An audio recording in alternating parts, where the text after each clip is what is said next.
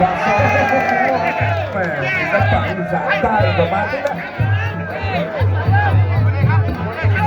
มีตะกุยกันครับอำเภอมีกันนี่นะ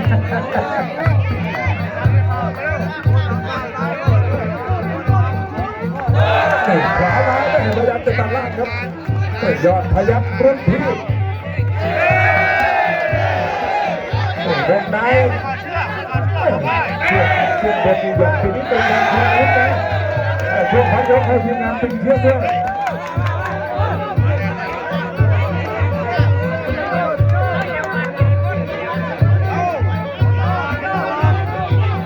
เกิดช่วงสองครับ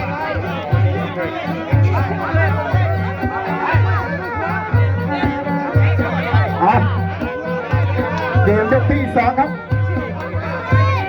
เดี๋ยวนี้จากตำบลหนองม้าเป็นหลานน้องจากตำบลหนองม้าผู้ศรีสุวรรณ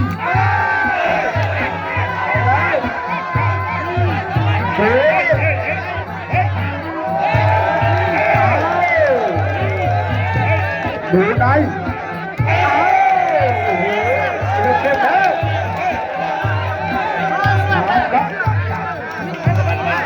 เรือสายควันเอกสิทธิ์สิทธิ์มนชัยและเอกสิทธิ์พลแดงเพชรเอาแล้ว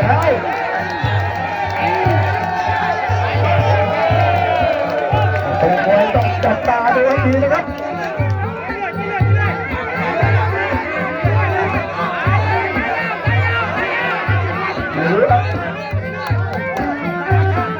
สุดการตัวนี้อยู่น้ำเงินแดงในเรื่องน้องจะตีสามครับคน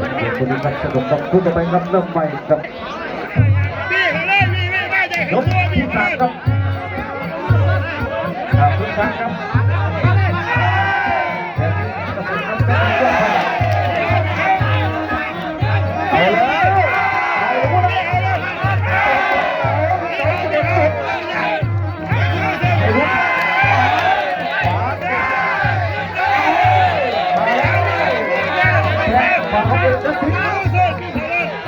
จะเป็นสิบนัดใช่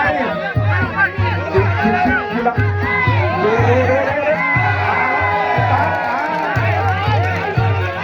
ยกที่สามครับ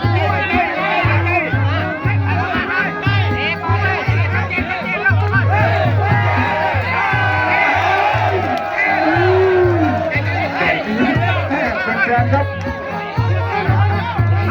อะไรก็เกิดขึ้นนะครับมันไม่แน่ไม่นอนครับขับมวยดูในการที่สองมวยย้อนยุคนี้ไม่ต้องดูอะไรมากครับตอนนี้เต็มเอาละดูที่กันดูว่าเจ้าแบบใช้เหลี่ยมแบบนี้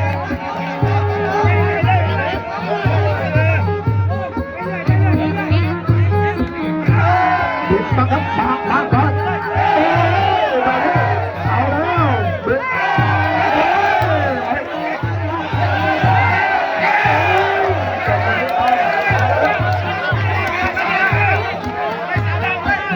ยกสามเดินทางครับ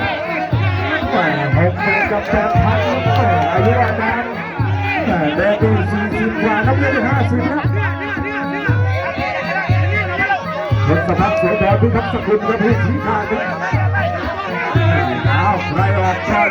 แดงปีกขวาน้ำเงินซ้ายกับเจ็บที่สามผู้ใหญ่เกียรติยศวันใหม่ไกลทองเอามา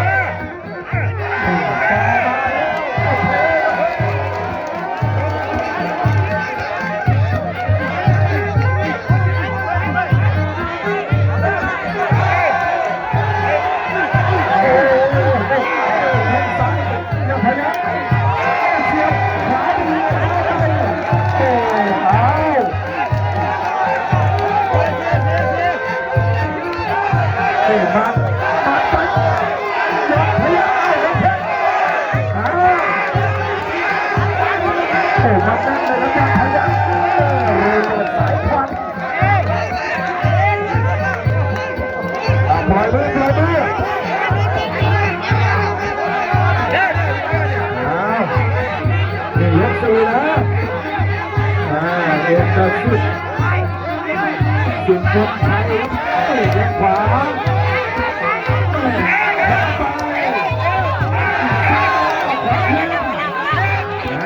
ใครจะเป็น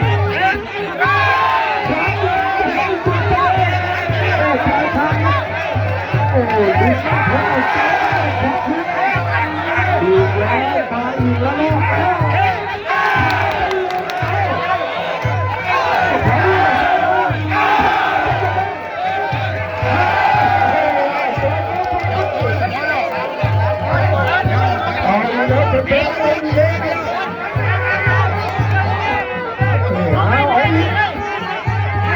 เอาให้เสร็จไปดูที่เสียงละครั้งขยับขวาขวาเลยนะระยะพลัง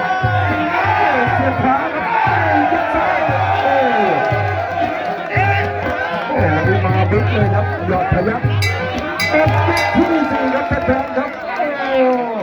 ยาเดินยามองยก5ยกสุดท้าย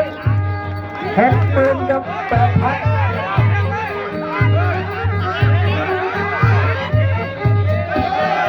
ขวามาเอกสิทธิ์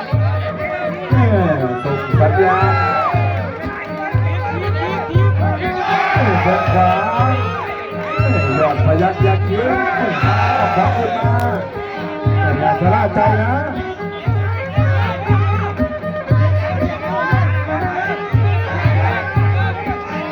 ขยับเข้ามาครับเอกสิทธิ์ปัดซ้ายไปเลยยอดพยัคฆ์ดีซ้ายสกัดการบุกของเอกสิทธิ์แข้งซ้ายเอาขวาขึ้นมาเอกจะเดือดเอกรัตนบุรีวันนี้ต้องมาคุณการร้านกาแฟได้ข่าวว่าช่วงนี้ลูกค้าเยอะคนมันจะรวยก็อย่างนี้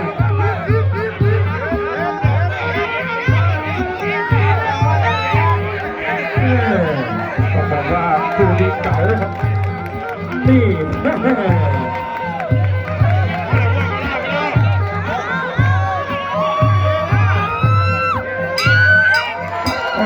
กสุดท้ายนี่เป็นภาพที่สวยงามครับ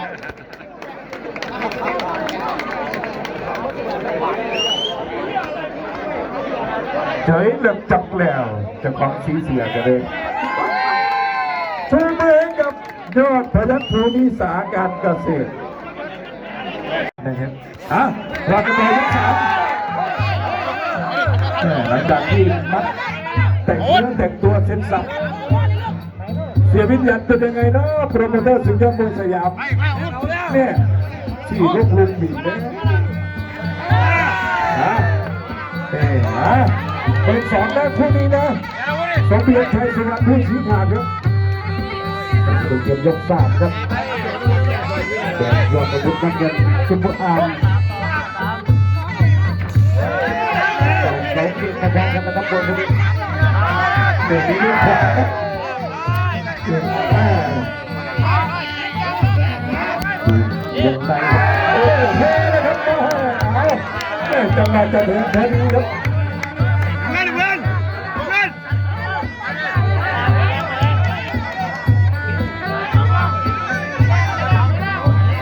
ออกได้ออกนะครับนี่ยก3แล้ว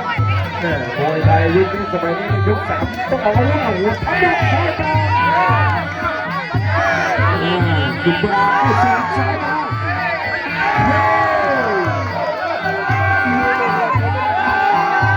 แต่งตัวนะสมาชิกแต่งตัวนะสมาชิกในหัวจะแต่งตัวยก3ครับ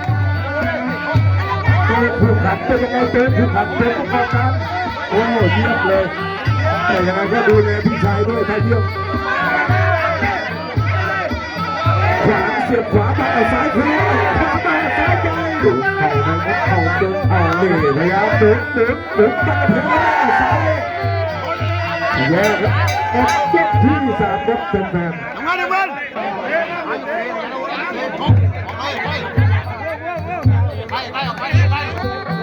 ก็ที่4ครับผู้มวยอีกยอดที่4ผู้ครับยังยก2คนยืนยันครับท่านผู้ชมที่ตามชมครับ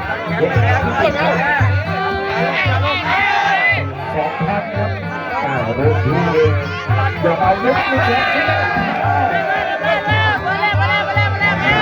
อย่าบดใหญ่เดียวนะถ้าบดไปทีบดเที่ยวนี่กันเดียวเลยแล้วก็เขาเกี่ยวพอกันแล้วก็คนที่มันต้องดูไปครับเลือดเล็ดแทนถ้าไม่ล้มจะโดนแน่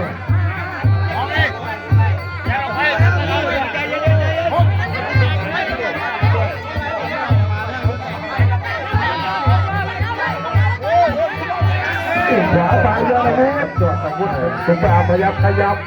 ไม่ตัดมาไม่สอบไม่รู้ทันทีตีพร้อมขวาไปเยอะอาวุธไปดูจังหวะได้ไหมเอานี่มาเอาแย่เอาอีกแล้วแบบ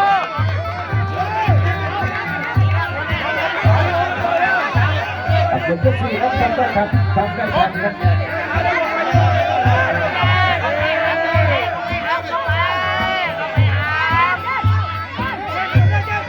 เดี๋ยวผมจะเล่น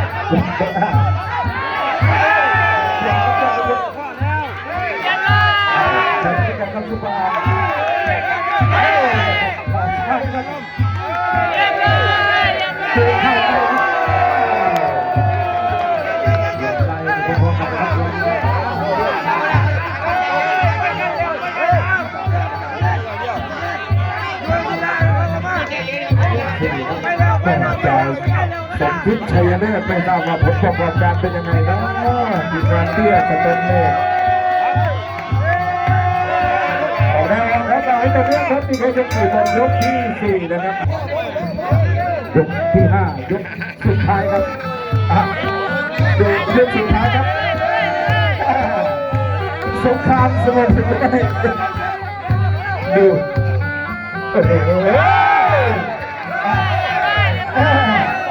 ไม่ธรรมดานะสุดท้ายนะดู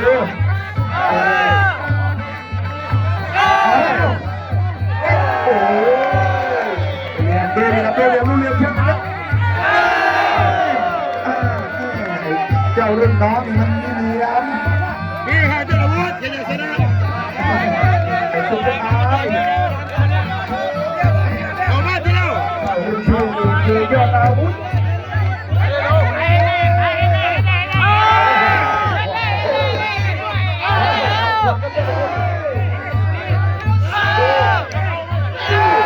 ไม่ขวาขวาขวาแล้ว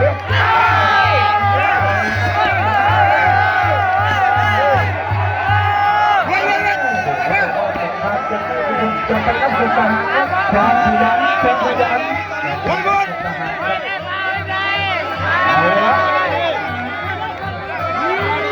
อาวุธน้อย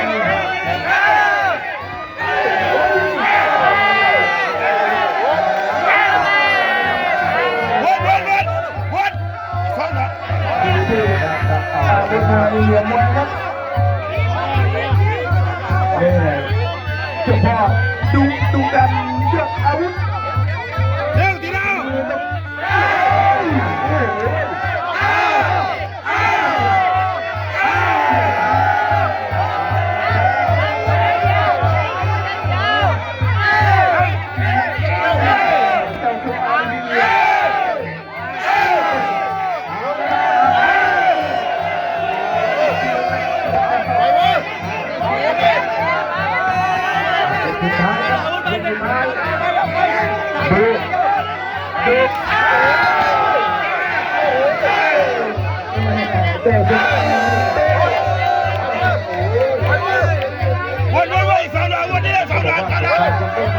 อย่าไปรับตัวทหาร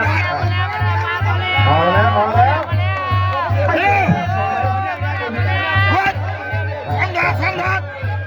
ดูนะครับเอากดยกได้ถ่ายเอาละเอาดูน้องเพื่อนก็เป็นเพื่อนกันครับทำไปต่อเนื่อง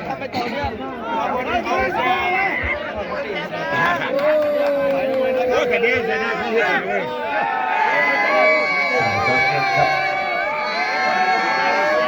ตัวอ่อนเป็นความสุขครับเป็นฝ่าย